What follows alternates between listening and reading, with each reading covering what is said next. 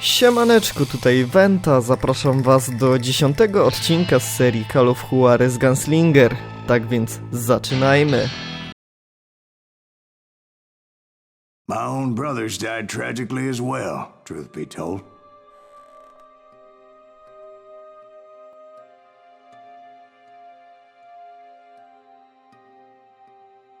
It was 1868, and me and my older brothers were pulling a tidy profit running cattle into Juarez, Mexico.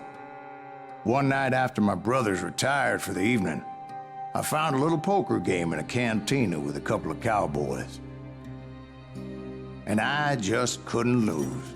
I even won an old Spanish coin that had to be 100 years old.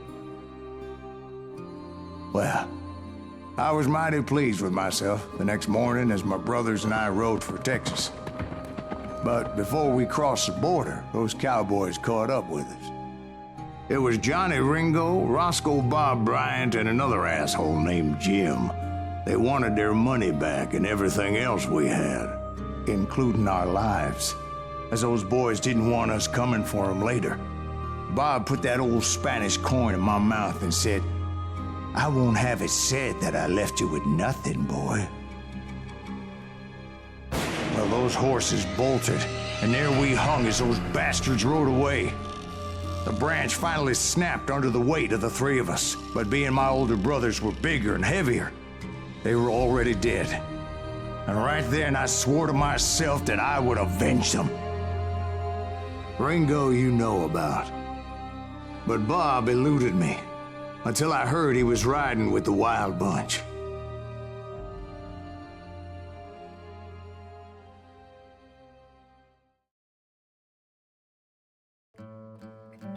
Niezbyt udany napad na ekspres. I'd been on their trail for months, ever since they left their hideout in the Bighorn Mountains. Led by Butch Cassidy, they were a loose association of outlaws who robbed banks and trains from Colorado to Montana. Among them was the Sundance Kid, and that murderous hombre I was tracking, Roscoe Bob Bryant. Were you a part of that giant Pinkerton posse after the Wild Bunch? No, boy.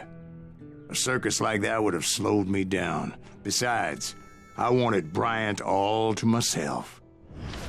I'd heard about a large shipment of gold being transported to Wilcox, Wyoming on the Overland Flyer. I figured the Wild Bunch would likely hit such a treasure, and by God, I figured right. Wydamy sobie przy okazji punkty umiejętności.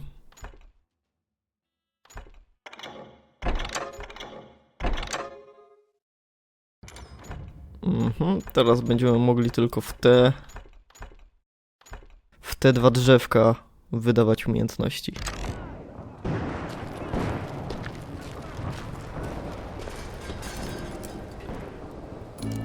They blew the bridge with the intention of forcing the train to stop. Well, I assumed the Wild Bunch was likely in the still intact part of the train high above, so I had no choice but to make my way up through the passenger cars dangling down. I was determined to make that sumbitch Bob pay for what he did to my brothers.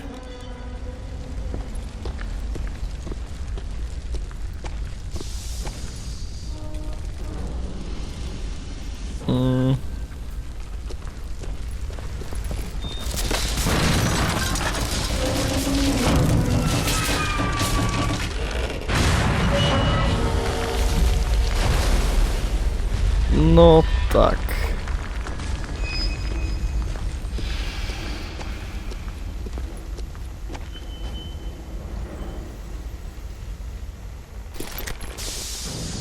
I found the device they used to blow the tracks, so I knew I was headed in the right direction.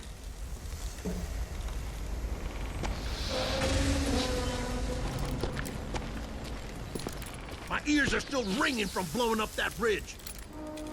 What'd you say? I can't hear a goddamn thing. Well, I made my way off unscathed and came upon a few members of the gang and had no choice but to dispatch them. Shit! That's Silas Greaves! From there, I had to negotiate an even more precarious route.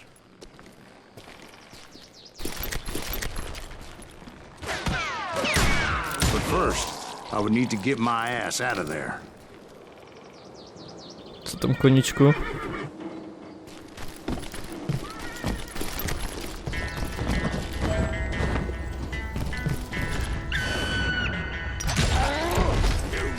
I jumped from the frying pan into the fire as the train was clearly fixing to fall. I had found the gang, but in order to find old Bob, I needed to fight my way forward past a whole passel of desperados. Outside, inside, any way I could, I made my way towards my prey. Well, what about the passengers? It was mostly a freight train, as I recall. There were no passengers aboard that day.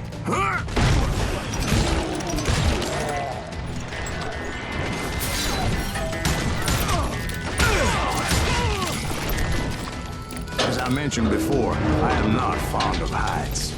But I was too busy dodging bullets to worry about falling to my death. Odds were I was likely to die that day anyway. So I was determined to take down as many of those bastards as I could.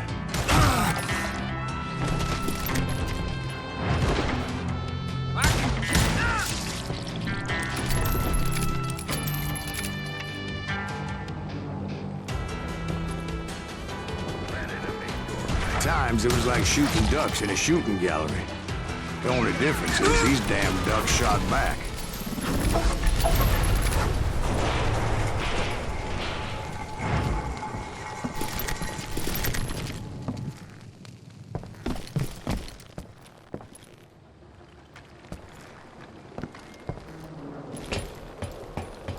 I kept hoping the law would show up and give me a You mean hand. like that giant Pinkerton posse that I read about? Did they come riding in, guns a-blazing to help?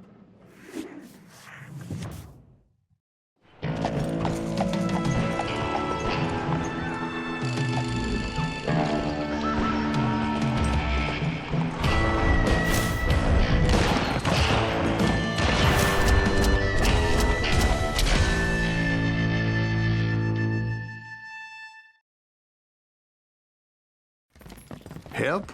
From the Pinkertons? No, son. I had to fight the wild bunch all by my lonesome, as usual. Who the hell is that? He's out of his mind! Can you? Cover! Retreat! Die! He's killing everybody! You ain't seen no action. He'll kill us all!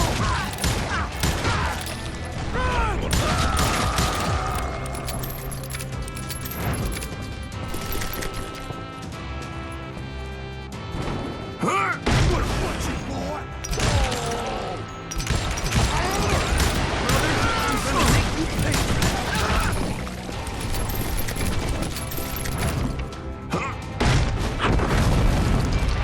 My guess is those dime novels didn't portray this as it happened, did they? Only a few stragglers were left. I had to cut them down pronto if I was going to stay on old Bob's trail.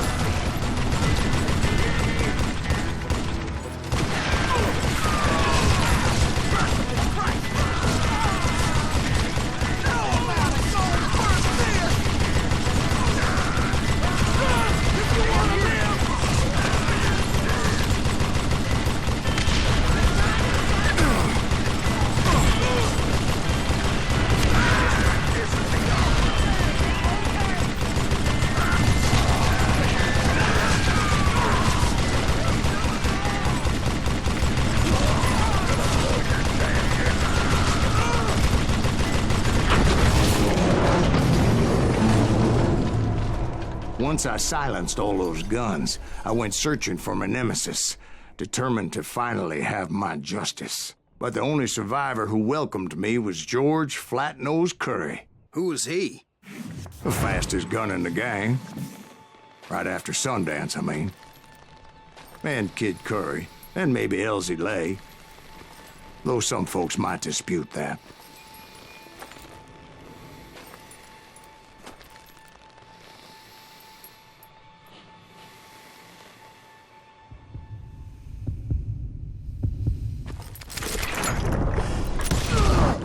On that very same day, Butch Cassidy and the Sundance Kid decided to leave the Wild Bunch behind and decamped for South America.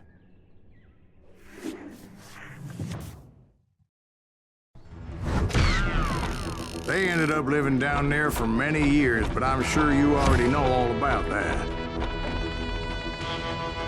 Tak więc to by było w dzisiejszym odcinku na tyle. Jeśli wam się spodobał, to zostawcie łapeczkę w górę, zostawcie komentarz oraz jeśli chcecie, to udostępnijcie ten odcinek.